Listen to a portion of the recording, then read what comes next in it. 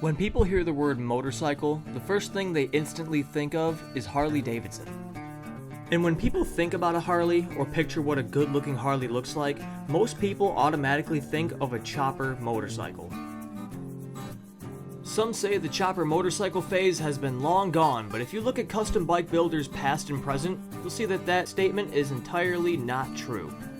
Now, you yourself could have been like me and grew up watching the Tatul family build bikes on OCC, or you binge-watched Motorcycle Mania and fell in love with the creations that Jesse James made with his chopper motorcycles. But one thing all of us wished for was to one day own and ride a chopper. For a lot of us, this wasn't possible. Either A, we couldn't afford to have a motorcycle chopped and customized, B, Titan, Big Dog, and other chopper manufacturers were just far too expensive, or C, they just simply weren't being made anymore. Now, although in the mid to late 2000s, Harley Davidson was producing the Rocker C motorcycle. This bike costed $17,000 brand new, and production was short-lived, ending in 2011. But 2 years before that, in 2009, an unlikely force hit the motorcycle world with something no one had thought possible: a reliable and affordable production chopper motorcycle. Enter the Honda Fury. Released in 2009, the Honda Fury came equipped with a 5-speed transmission, 1300cc engine, a single-shock rear suspension, stretched rake and frame, and a look that no other production motorcycle at the time came close to.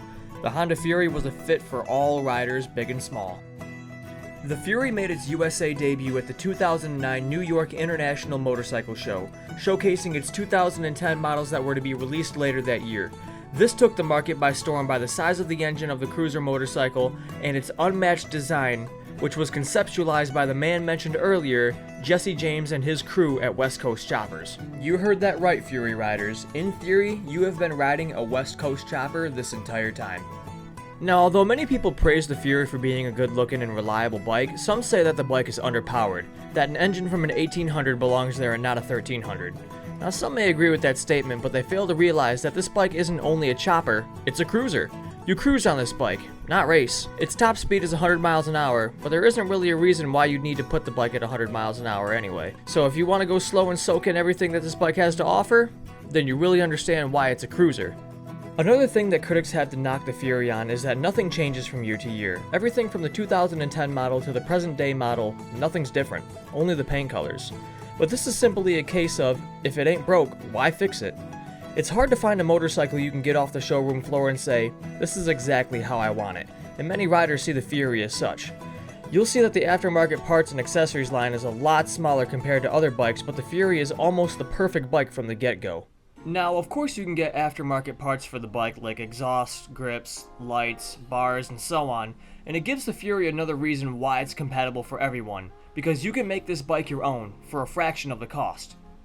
The Fury has earned its reputation for being one of the best and the baddest of the bad motorcycles on the market today.